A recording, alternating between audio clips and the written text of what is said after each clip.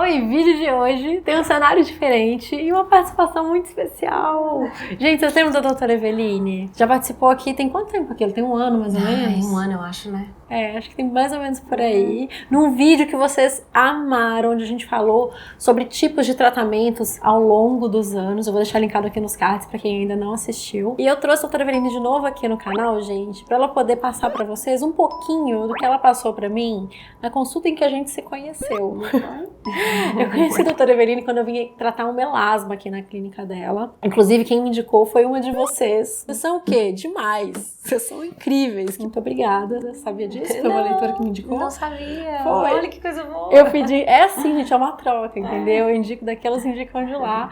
E foi assim que eu conheci seu trabalho e vim parar aqui. Isso tem uns 6 anos. Acho que sim, por aí, né? 6, 7 anos. Bastante tempo. Hoje a gente vai falar sobre melasma, que é uma dúvida que eu sei que muita gente tem.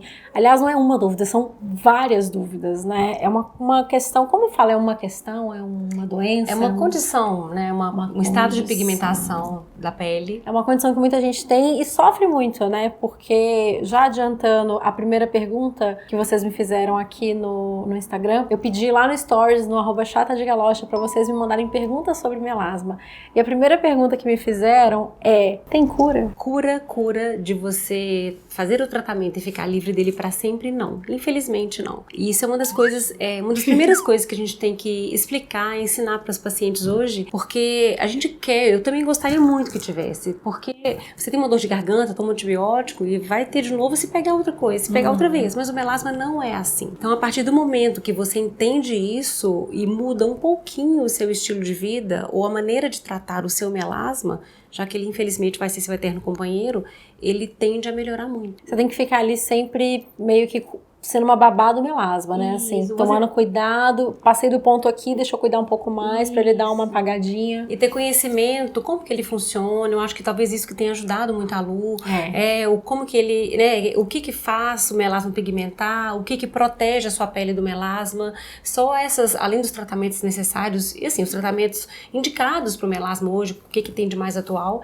isso ajuda muito no comportamento, né, do melasma e ter uma vida normal. A Tati tá perguntando qual é a diferença entre um melasma e uma mancha? Essa é uma pergunta muito boa, porque existem várias manchas que não são melasma. E isso já é uma notícia muito boa, porque o melasma, de todas as manchas, ele é a mancha mais difícil de tratar.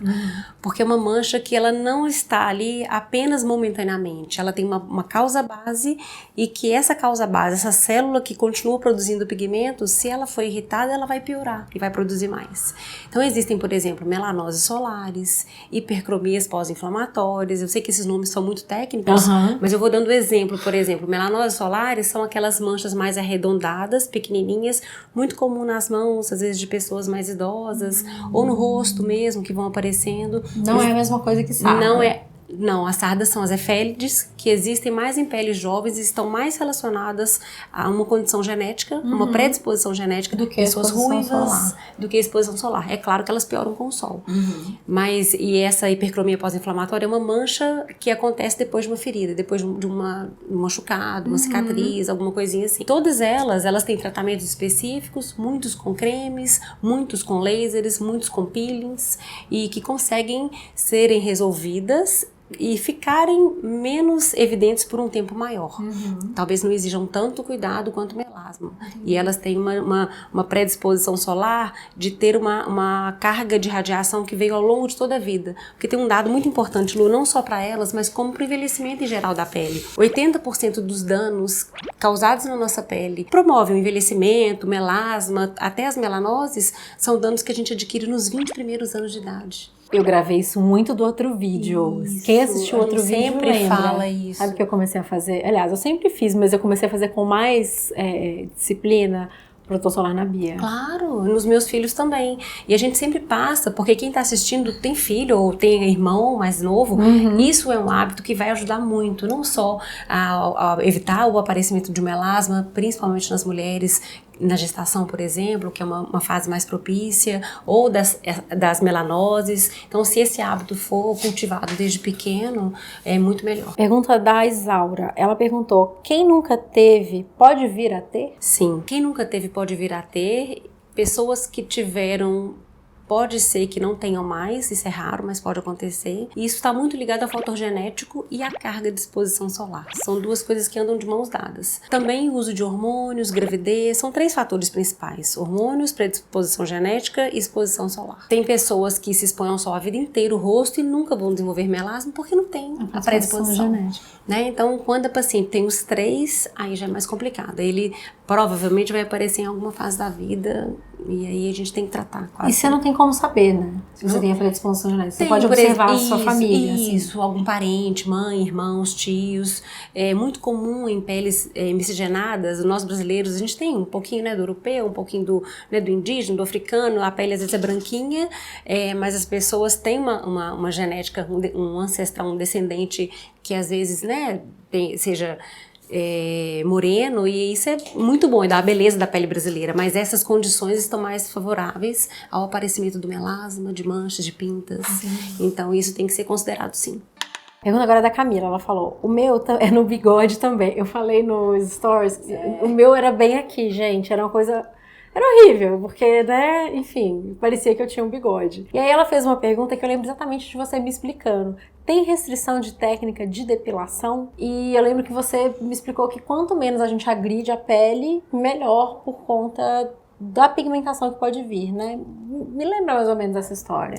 Acontece o seguinte, a pele com predisposição ao melasma, todo estímulo que ela tiver, que seja de atrito, de calor, ele vai estimular a produção de pigmento pela célula, que é o melanócito, e vai induzir a formação do melasma. Então, o buço é uma região que a gente depila, de repente com cera fria, com cera quente. Se tiver que escolher uma dessas maneiras, o melhor para quem tem essa predisposição é linha ou então é laser. Mas um laser que não queime a pele, para não causar essa irritação. Porque o melasma são aquelas manchas marrons, né, que a gente já está acostumado a ver na rua muitas vezes, e elas acontecem, diferentemente de algumas outras manchas, porque existe uma célula na nossa pele, ela fica entre a epiderme e a derme ali, que ela é responsável pela cor da pele, pelo pigmento. É como se fosse uma célula que tem em partes, ela não é contínua, e ela distribui diariamente um número X de pigmentos para cada célula que constitui a nossa pele, que são os ceratinócitos.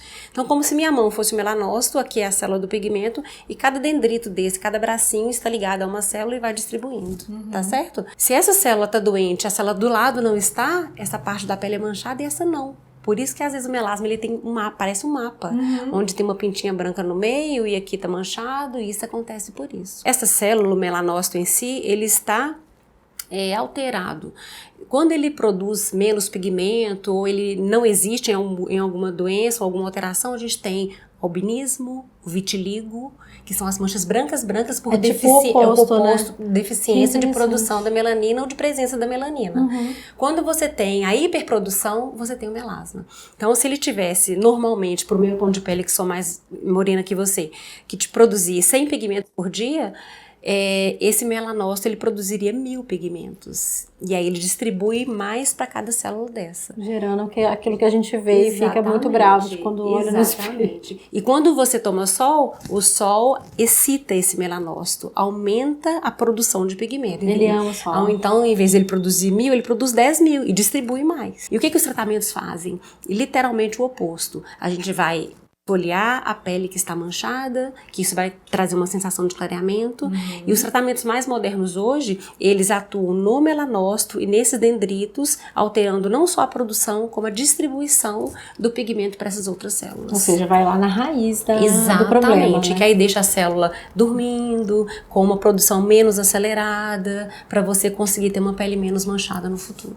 E a história da depilação, por exemplo, com cera. Quando você agride a pele, você também está estimulando ele a produzir mais. Sim, porque ele é altamente sensível a qualquer tipo de agressão. Tanto ao frio, quanto ao quente, quanto às variações de atrito mesmo. Machucado, tanto que é muito comum, muitas vezes, você ralar o joelho e ficar escuro.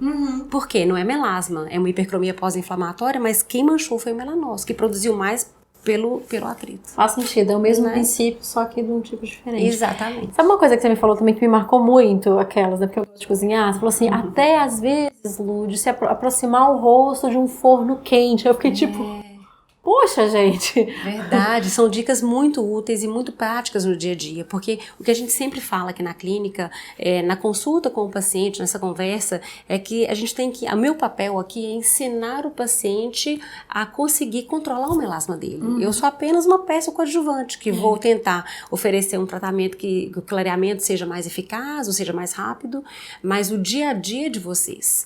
Então, a gente vai tentar chegar no creme adequado para cada paciente e as orientações, né, diárias mesmo. Por exemplo, forno quente, qualquer tipo de calor estimula o melasma. Então, tá cozinhando, ótimo, vai abrir o forno, pede para alguém pegar ou sai do vapor que vem de lado, assim, exatamente. Outra coisa, situação muito comum, você estacionou o carro num lugar não coberto, num dia quente, você entra no carro, aquele vapor. Eita, esse estimula o escurecimento do melasma. Tem que deixar o carro isso, aí abre as portas um pouco, as janelas, dá uma andada, sauna. Liga o ar-condicionado. Posso ir na sauna? Pois é outro estímulo de calor. A sauna também, pelo calor, estimula. É claro que assim, isso tudo pode ou não pode, Lu, são custos-benefícios. Acho que a gente pode decidir, né? Assim, às vezes se ele tá numa fase que você tá muito incomodada, que ele já tá ali mais, né, aparecendo um pouco mais, aí você escolhe não fazer isso pra não estimular ainda mais. O que eu tenho que fazer é tentar te orientar da maneira certa e da maneira mais adequada pra você conseguir ir à praia com seu marido, com sua filha, se proteger e conseguir ou não ter escurecimento ou ter o mínimo escurecimento da sua pele. Olha essa pergunta que interessante, da Melissa. Existe melasma por estresse? Eu comecei a ter numa fase punk, mas depois sumiu sozinho. Isso é melasma ou é algum outro tipo de condição? Essa pergunta seria mais ligada às catecolaminas e eu não sei se existe alguma coisa nova que fale que os hormônios do estresse piorem a mancha. Entendi. Entendeu? A gente sabe que os hormônios que pioram a mancha são os hormônios que estão muito presentes ou nas pílulas anticoncepcionais ou mesmo na gravidez, que é progesterona, estrógeno, todos esses. Agora, o hormônio de estresse, adrenalina, pelo menos fresco na minha mente aqui, que estimulem a pigmentação para piorar o melasma, eu não ouvi falar. E se sumiu sozinho? Não é melasma, mas pode de repente, ela pode ter tido um momento de estresse, mas que de repente estava vinculado a uma fase que ela teve um ciclo menstrual diferente, que teve um pouco mais de hormônio ou não. Às vezes também o estresse afetou isso. Isso, entendeu? Então talvez não foi o hormônio do estresse que fez a mancha, mas os outros hormônios que de repente estão vinculados com isso. Pergunta agora é da Luísa, e eu entendo perfeitamente a pergunta, porque deve ser o medo de qualquer mulher. Durante a gestação, qual tipo de tratamento ou creme é possível fazer? Porque geralmente aumenta na gestação, né? Ou pode aumentar? Pode, é uma das épocas que a mulher tem mais predisposição de ter o melasma. No início do uso, durante o uso de anticoncepcionais orais e durante a gestação. Na gestação, a gente tem que tomar um pouco mais de cuidado, porque tem o bebê em formação e aquela história de medicamento poder influir. Então, existem sim alguns produtos que podem ser usados. A maioria deles após o primeiro trimestre, ou seja, após os três primeiros meses de gravidez, em que ele já está formado, ele está mais ganhando peso, desenvolvendo um pouco, amadurecendo os órgãos. Mas existem tratamentos que podem ser feitos desde o começo da gestação, sim. Principalmente intensificar o uso de filtro solar. A gente pede para fazer de hora em hora e não de 3 em 3 horas, 2 em 2 horas. Isso já é super importante até antes, quando você começa a tentar engravidar, nessa história toda. Mas existem ácidos como, às vezes, o ácido azelaico, vitamina C ajuda a clarear um pouco. É isso que eu ia perguntar. Ajuda. A vitamina C a gente pode usar durante a gravidez? Pode. A gente falando em medicamento, a dose também é muito importante. Eu falo que em dermatologia não existem regras, assim como na medicina. Então, para você falar que um produto está liberado ou não, a gente tem que levar em conta a concentração com que ele é usada, a extensão da superfície de aplicação. Se eu vou aplicar só na área dos olhos, é uma coisa. Se eu vou aplicar no corpo inteiro, a pele vai absorver muito mais. Faz sentido. O tempo de contato com a pele, se eu for usar um ácido, eu vou só usar no sabonete, que eu vou lavar, ficar com menos de 1 minuto no rosto e enxaguar, tudo bem. Então, a orientação do profissional, do dermatologista nesse caso, eu acho que é importante. Mas existem tratamentos que podem ser feitos na gestação e principalmente na amamentação. Gente, sobre isso, toda vez que as pessoas me perguntam aqui no canal sobre coisa de pode fazer tal coisa na gestação, por mais que tenhamos aqui, uma médica conversando com a gente hoje, eu sempre gosto de lembrar que pergunta pro seu médico, procura o seu dermatologista, Porque, sabe, sei lá, cada caso é um caso, é uma fase muito, né? Muito especial Muito da vida, especial. né, da mulher, da família toda. Que eu acho que não adianta. Ficou na dúvida, é bobagem, melhor não usar do que depois ficar pensando que aquele poderia ter feito mal, alguma coisa assim. Porque às vezes também tem coisas que a gente acha que não vai fazer mal e pode ser que sim. Então, assim, acho que, né, vamos todo mundo procurar. Mas existem alguns produtos, alguns ácidos que a gente sabe que não podem ser usados. Por exemplo, o ácido retinóico, a isotretinoína que é tomada. Mas assim, isso corriqueiramente. Nenhum, né, dermatologista, por exemplo, vai prescrever um uso de ácido retinóico durante a gravidez. Mas, aconteceu, eu estava usando, eu fiz um peeling, não sabia que estava grávida. Acontece isso. Não é pra gente ficar tão estressado assim também. Pelo que eu falei. Às vezes foi uma dose baixa, porque a dose em creme, ela é muito mais baixa do que quando você toma o composto.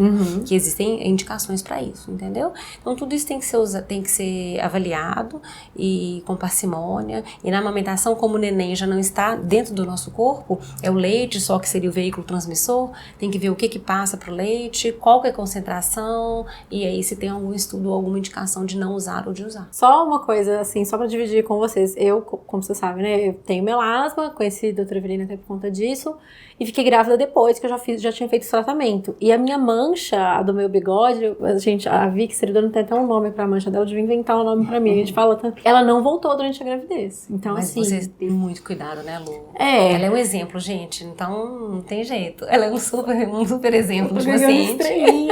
Muitas estrelinhas. Eu estou aqui como prova de que se você cuidar, não piora, sabe? Você consegue, né, ter ali um resultado interessante, mesmo depois de passar por um período em que, teoricamente, você poderia ter mais, né? Tá, aí tem várias perguntas que, assim, eu vejo que são as pessoas que já tentaram ter, né, tratamentos e tal.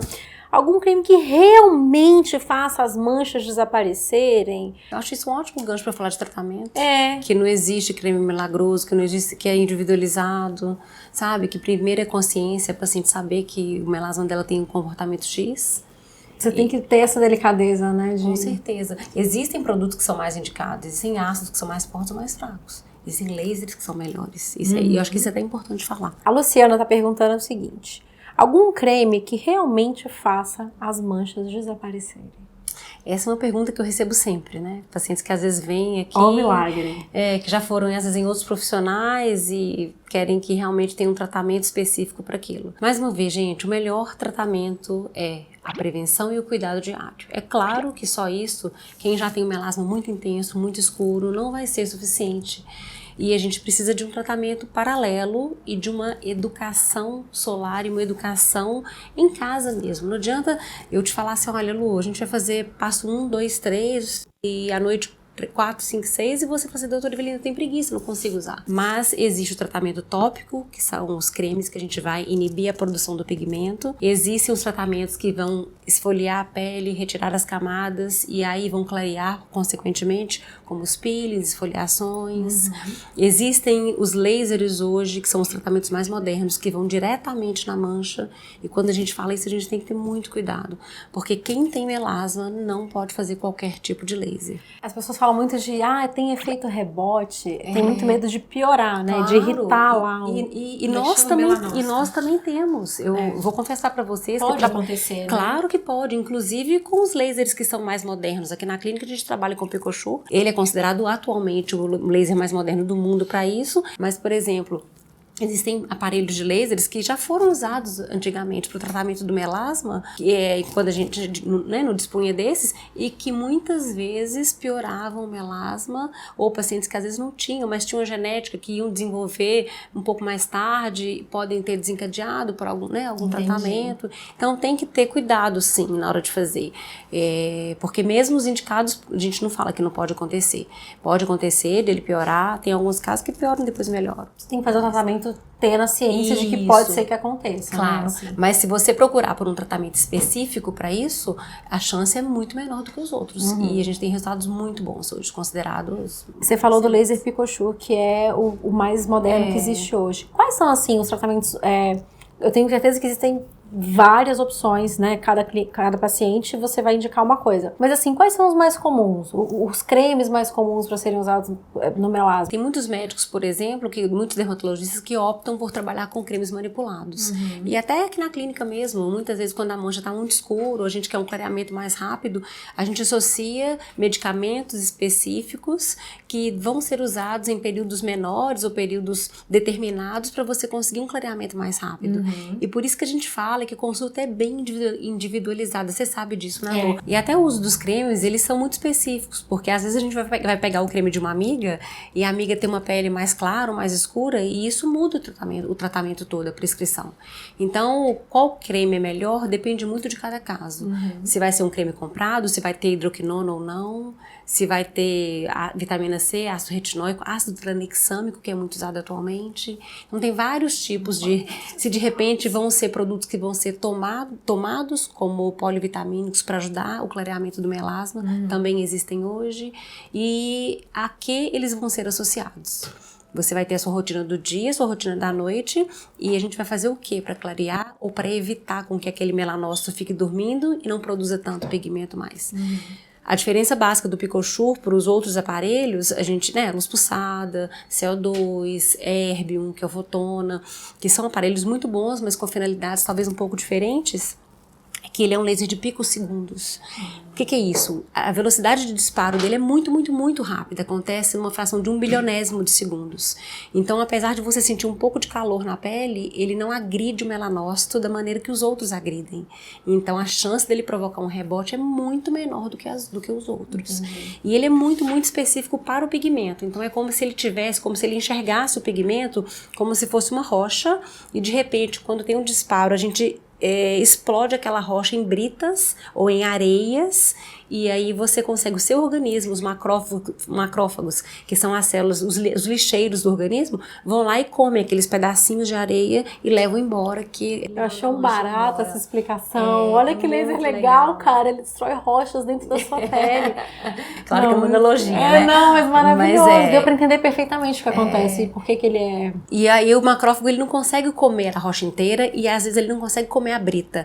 O laser de nanosegundos, que era antes do de picosegundos, ele até explodia, mas em britas. O Picochur explode em areia e ele não queima a pele do lado. É por isso que você consegue um resultado mais eficiente. Com menor risco de rebote. E muitas vezes a gente chama de sem downtime, ou seja, o tempo de recuperação dele é mínimo. Você faz um dia, fica vermelhinha na hora, no dia seguinte pode trabalhar normalmente, que você não fica inchada. Sobre os cremes, eu tô falando só da minha experiência, tá? Eu usei um creme específico, na verdade a gente já fez dois tratamentos, né? Um com o creme que eu comprei, que eu já até falei aqui, vou deixar o link pra vocês, e o outro com o manipulado. E eu lembro que com a minha experiência com os dois, é aquela experiência que eu acho que muita gente deve ter algum tipo de resistência. Gente que não tá muito habituada a ter rotina de pele, porque eles provocam uma certa irritação na pele, né? A pele fica super sensível, fica vermelha. E eu lembro que a gente fazia Ai, você tem um nome legal pra falar disso que eu esqueci. Num dia eu usava esse creme e no dia seguinte... Um rodízio de cremes que a gente fala. E no dia seguinte eu usava uma coisa que era um pouco mais hidratante. Isso. Parecia que dava um respiro pra minha pele pra eu conseguir seguir com o tratamento.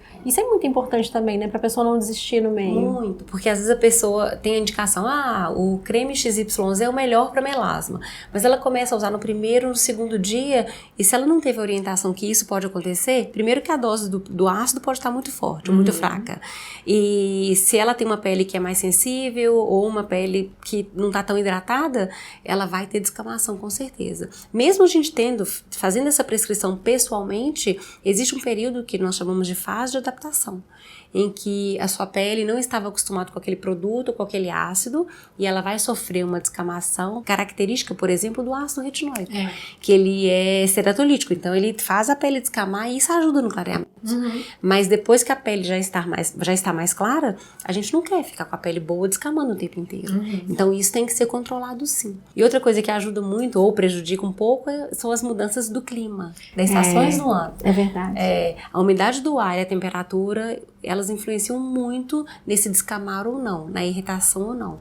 Então essa explicação, essa orientação de acordo com a pele do paciente é muito importante para que você consiga usar e possa não ter o mínimo de efeitos colaterais possíveis. Tá, uma outra pergunta que apareceu bastante aqui foi sobre sol né? Muita gente chama tomar sol. E a pergunta é, se eu tomar sol no corpo, eu posso piorar o meu melasma no rosto? Claro que pode. É claro que o sol no rosto é muito mais prejudicial para o melasma do que no corpo. Mas quando a gente toma sol, a gente produz um hormônio específico que estimula a pigmentação. Então, você tomando sol no corpo, você faz circular pelo seu organismo esse hormônio e que estimula o melanócito do seu rosto, que já é hiperativo, a produzir mais pigmento. Muita gente às vezes protege o rosto, ajuda muito, mas claro que piora. Tá, agora que eu acabei com as perguntas, eu queria te perguntar, assim, tem algum tipo de recomendação que você pode dar para quem tá sofrendo com melasma? Assim, se você tem melasma, tente fazer isso. Primeira coisa é tentar ter um hábito de cuidado com a sua pele. É saudável, rejuvenesce, você vai chegar com 40, 50, 60 anos, ou seja, com uma pele com mais colágeno. E a rotina do dia a dia é super importante. Não precisa ser uma rotina muito complicada, mas ela é importante. Segunda coisa, como todo mundo já sabe, filtro, filtro e filtro. Você tá numa praia, piscina, numa época de exposição, chapéu, viseira, óculos, e o protetor deve ser reaplicado de hora em hora. Um protetor muitas vezes mais pegajoso, mais resistente à água, ao suor. E até agora esses que são, né, em forma de maquiagem, sim, formam até a barreira física, que eu acho que parece que ajuda mais, né? Muito, e isso é uma coisa muito importante, porque o melasma, quando ele está exposto, ele pigmenta com a luz visível muitas vezes. Ou seja, a maquiagem ajuda muito. No dia a dia pode ser um intervalo um pouco maior, de 3 em 3 horas, ou às vezes de manhã, na hora do almoço. Existem os pós que podem reaplicar, mas a reaplicação do filtro no melasma é muito. Reaplicação e cobertura. Então, além do filtro, tem que ter a maquiagem, a camuflagem é importante, muito importante. Terceira coisa, tratamentos, se for possível, associar o creme adequado com peeling, com laser, com o que de repente estiver disponível para ser feito. A gente tem um tratamento muitas vezes mais eficaz e com um período de remissão do melasma, que é o período que ele não volta mais longo. E isso deixa a gente muito feliz. Tanto o paciente quanto a médica, a gente pode acreditar. É a vitória dupla, né? Nossa, dos dois lados. Vitória. E uma coisa que eu acho interessante, até porque eu passei por isso, eu fiquei muito tempo sem tomar o anticoncepcional. E aí a gente notou logo em seguida que eu voltei que as minhas manchas pioraram. Então eu percebi que talvez não fosse o método adequado porque ele provocava isso em mim. É isso da gente se conhecer, de observar também, eu acho que é muito importante. Muito importante. E se você sabe que você tem essa predisposição, evitar. Às vezes, optar por um outro método contraceptivo que não seja hormonal. Né? Agora, atualmente a gente sabe, já tem estudos científicos que mostraram o uso de polivitamínicos com substâncias que não substituem o filtro, mas que ajudam no clareamento do melasma. Eu já ouvi falar disso também, que legal. Polipódio leucotomos, leucotrieno, astronexâmico. É claro que tem que ser prescrito por um dermato, porque alguns podem ter alguns efeitos colaterais, mas ajudam muito. A gente associa, os resultados são muito bons. Acho que vale a pena. Muito obrigada por ter topado. De nada. Espero que suas suas seguidoras gostem. Qualquer dúvida, nós estamos aí. Gente, espero que vocês tenham gostado desse vídeo. Se você gostou, deixa o seu like e compartilha esse vídeo com aquela sua amiga que tá reclamando do melasma. Verão sim, verão também. Um beijo. Até a próxima.